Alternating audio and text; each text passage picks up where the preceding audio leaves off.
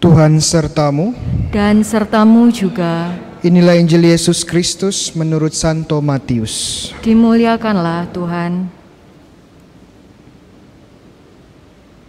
Pada suatu hari Yesus mengucapkan perumpamaan ini kepada murid-muridnya. Hal kerajaan surga itu seumpama 10 gadis yang mengambil pelitanya dan pergi menyongsong mempelai laki-laki. 5 diantaranya bodoh dan 5 bijaksana. Yang bodoh itu membawa pelita tetapi tidak membawa minyak.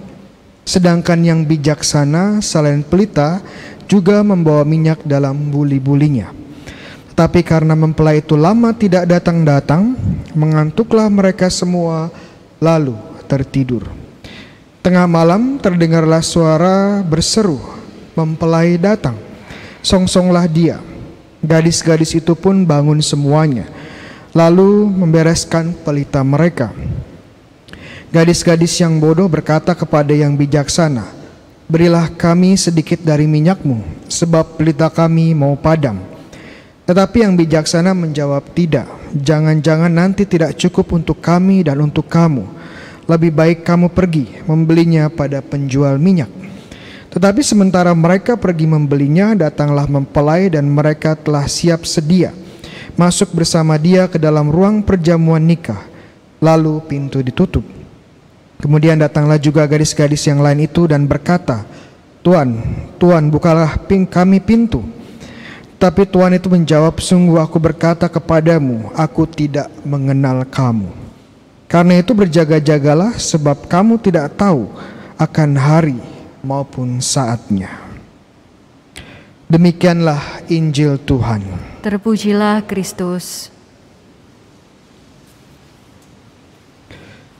Saudara-saudara yang terkasih, upacara pernikahan adalah salah satu acara yang paling indah dari banyak budaya dan juga masyarakat. Dari Sabang sampai Merauke, kita lihat setiap kebudayaan, setiap suku memiliki cara masing-masing merayakan pernikahan, perkawinan. Dari Sabang sampai Merauke dengan tata cara yang unik ya, dengan busana yang khas, tentunya dengan makanan-makanan yang spesial juga. Setiap kebudayaan memiliki khasan masing-masing. Saya masih ingat waktu adik saya menikah beberapa tahun lalu ya.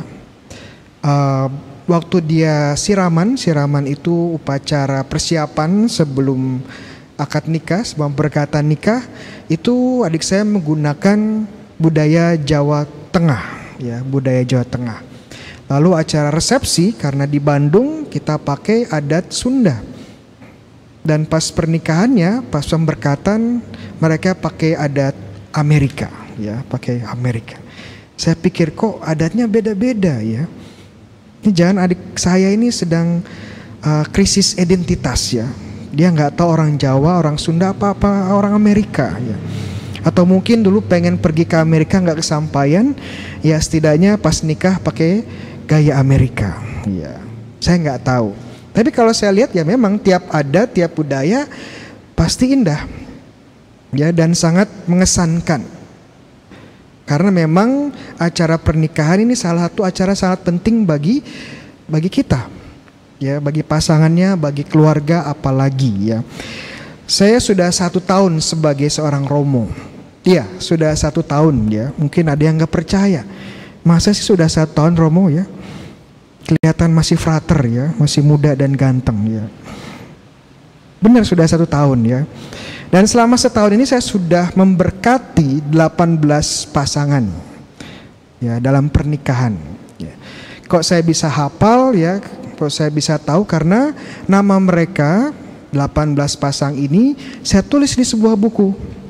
Ya, di sebuah buku nama mereka, dari mana, kemudian tanggal pernikahan mereka. Kenapa saya tulis di buku? Karena setiap hari nama-nama ini saya bawa doa. Ya, saya bawa doa dalam doa rosari. Dan saya perhatikan ya 18 pasang ini ada yang dari keluarga mampu ya, ada juga dari keluarga sederhana, tetapi walaupun dari keluarga sederhana mereka tetap memberikan yang terbaik. Karena mereka menyadari betapa pentingnya upacara pernikahan ini bagi mereka. Dan mungkin saya selalu bilang ke 18 pasang ini ya, kalau butuh apa-apa ya, butuh bantuan saya, silahkan ya menghubungi saya di paroki. Saya siap membantu apapun itu. Kalau butuh konsultasi boleh ya, kalau mau curhat juga boleh ya. Asal jangan satu ya. Apa? Jangan ngutang dengan saya ya. Kenapa saya nggak punya uang? Iya, jujur aja, miskin. Iya. Jadi mungkin ada yang tertarik ya, mau saya nikahkan? Kok saya nikahkan ya? Saya berkati pernikahannya ya. Dapat bonus ya, didoakan setiap hari ya. Yang mau silahkan daftar ya. Syaratnya mudah. Tinggal follow saya di IG dan subscribe YouTube channel saya ya. Gampang sekali ya. Suatu hari saya juga perhatikan ada pasangan menikah. Pasangan muda ya. Ceweknya, gadisnya, wah luar biasa, cantik sekali ya. Kayak bidadari turun dari langit. Wah. Tapi pas saya lihat cowoknya, kok seperti ini cowoknya ya. Mukanya gak karuan. Kayak baru ditabrak truk tronton ya. Kok mau ya cewek ini ya. Saya pikir dalam hati saya, apa saya kurang ganteng gitu ya. Kok dia yang dipilih ya. Kemudian saya sadar, oh iya, saya ini miskin ya, gak bisa ngasih ngutang. Jadi cocok ya. Jadi peristiwa pernikahan adalah hal yang luar biasa dan dipersiapkan sebaik mungkin. Dan kalau kita kembali ke zamannya Tuhan Yesus, acara pernikahan juga acara yang luar biasa. Acara yang dipersiapkan sebaik mungkin. Kalau kita kembali ke zamannya Tuhan Yesus, acara pernikahan itu dibagi dalam 2 tahap. Tahap pertama itu perjanjian nikah, ya, bertukar janji, dan pasangan ini sudah resmi di mata budaya Yahudi sebagai suami dan istri. Mereka sudah disebut suami dan istri, sudah menikah, tetapi mereka belum tinggal bersama. Mereka harus nunggu sekitar 1 tahun lagi, kira-kira, untuk hidup bersama. Kenapa? Karena sang cowok akan mempersiapkan acara pernikahannya dan juga rumah yang baik bagi sang istri. Dan acara pernikahannya ini acara pernikahan yang besar, bisa sampai 7 hari ya. Wah, bangkrut. Makanya perlu dipersiapkan sebaik mungkin. Nah, kalau sudah selesai masa persiapannya, masuk tahap 2 yang adalah resepsi. Acaranya bagaimana? Sang suami akan menjemput sang istri dari rumah keluarganya dan kemudian diboyong melalui sebuah acara prosesi. Ya, prosesi. Dan yang karena ini acaranya biasanya malam-malam, obor, lampu, ya, pelita itu menjadi bagian penting dengan lagu-lagu, nyanyian dan juga tari-tarian. Ya, acara yang meriah. Dan ada 10 orang gadis yang dikasih tugas untuk menyambut mempelai kalau mereka sudah dekat ke tempat pesta. Nah, kebetulan pada zaman itu belum ada internet atau GPS ya. Jadi mereka nggak bisa share log sudah di mana ya. Jadi mereka harus standby kapanpun, dan kebetulan ini agak telat ya. Agak telat sampai tengah malam baru sampai di tempat pernikahan. Dan ternyata ada 5 orang gadis yang tidak siap dengan cadangan minyak mereka. Dan karena itu mereka pun harus mencari minyak ke pedagang minyak. Tapi jangan bayangkan ini berbeda dengan zaman sekarang. Kenapa? Karena zaman sekarang ada Alfamart ya, ada Indomart 24 jam. Kalau mau cari barang nggak ada, tinggal ke sana. Enggak, ini zaman Yesus belum ada macam-macam seperti itu. Dan ini tengah malam, bisa dibayangkan mungkin pedagangnya dan keluarganya sudah tidur. Bisa dibayangkan 5 gadis ini tergesa-gesa, terburu-buru ya, gerasa-gerusu ya, ngetok sana ngetok sini cari minyak, buat keributan, membuat tidak nyaman. Dan karena kebodohan mereka ya, karena ketidaksiapan mereka, apa yang terjadi ya, banyak orang merasa tidak nyaman. Tentunya melihat hal ini, sang tuan rumah mungkin malu ya. Ini kok 10 gadis malah buat hal-hal tidak nyaman di tetangga. Malu saya ya. Makanya pintu ditutup. Mereka tidak bisa masuk ya. Karena keluarganya mungkin merasa malu dengan tindakan-tindakan tidak siap dan bahkan terkesan bodoh ya. Dan ini mungkin yang terjadi ya. Dan dari sini kita bisa melihat pesan Yesus sangat kuat bagi kita semua. Setiap dari kita dipanggil dengan misi yang khusus, dengan panggilan yang spesifik. Beberapa dari kita menjadi suami dan istri. Beberapa mungkin menjadi orang tua. Yang lain seperti saya menjadi romo ya. Ada yang menjadi suster atau bruder. Yang lain mungkin dipanggil menjadi pemimpin dari komunitas. Ada yang dipanggil untuk melayani di gereja. Ada yang dipanggil untuk memberikan teladan dalam komunitas. Dan harapannya sebagai pelayan Tuhan, dipanggil Tuhan dalam misi khusus, kita mempersiapkan diri sebaik-baiknya. Jangan berlaku bodoh.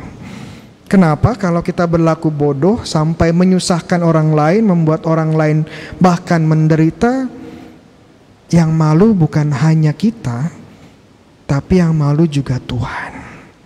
Kita buat malu gereja dan buat malu Tuhan. Makanya seorang santo ya namanya Jose Maria Escriva, dia pernah bilang seperti ini.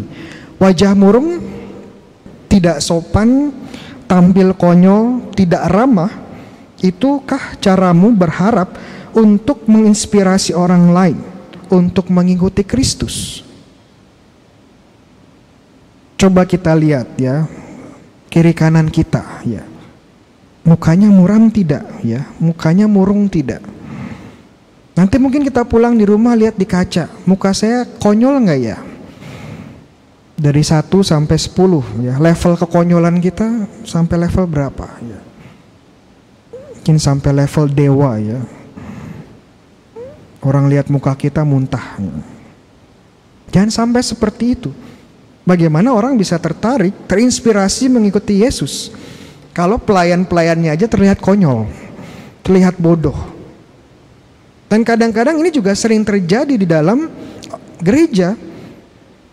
Para pelayan-pelayan gereja bertingkah bodoh dan konyol sehingga orang merasa tidak cocok ke gereja.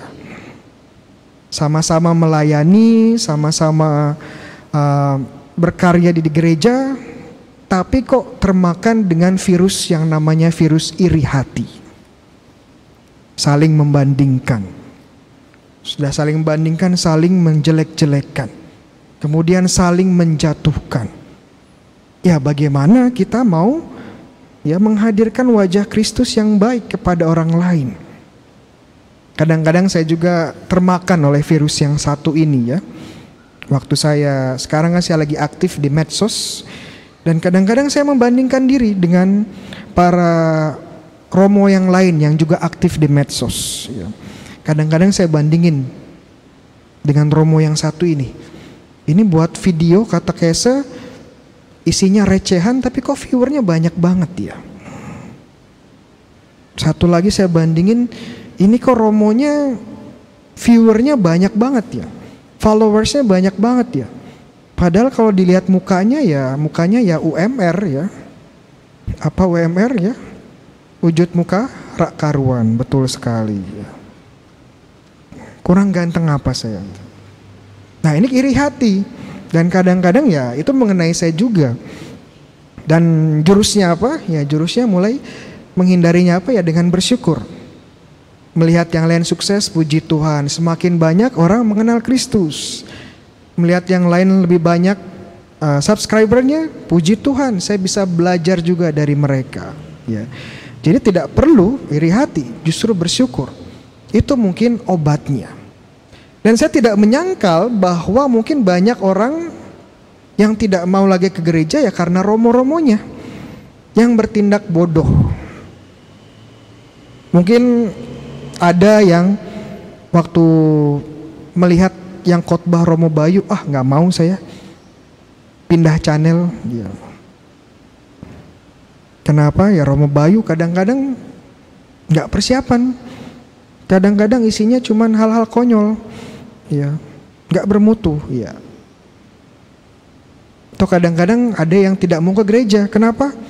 Karena romonya judes, ya, susah senyum. Ada yang nggak mau berkarya. Kenapa? Karena mungkin romonya membuat policy kebijakan yang agak tegas, nggak mau. Ya, hal-hal kecil yang kadang-kadang membuat kita bodoh, membuat kita tidak menarik, membuat kita tidak mencerminkan wajah Kristus yang sejati. Dan ini tantangannya buat kita semua. Jadi romo itu nggak gampang, ya. Jadi romo nggak gampang. Kalau terlalu muda disebutnya ya masih seumur jagung, ya, bau kencur. Kalau sudah taruh tua juga disebutnya apa? Bau tanah, ya. Kalau terlalu ganteng disebutnya apa? Nggak cocok deh romo, ya. Jadi apa? Jadi menantu saya saja romo, ya. Kalau jelek dibilang apa? Ya cocok jadi romo, mantesan jelek gitu. Gak mudah, tetapi ini tantangannya buat kita, mempersiapkan sebaik mungkin agar orang saat melihat kita, melihat gereja, melihat pelayanan kita, memuliakan Tuhan. Dan dengan memuliakan Tuhan, semakin banyak lagi jiwa-jiwa yang kembali kepada Tuhan. Wajah murung, tidak sopan, tampil konyol, tidak ramah. Itukah cara kita berharap untuk menginspirasi orang lain mengikuti Kristus. Amin.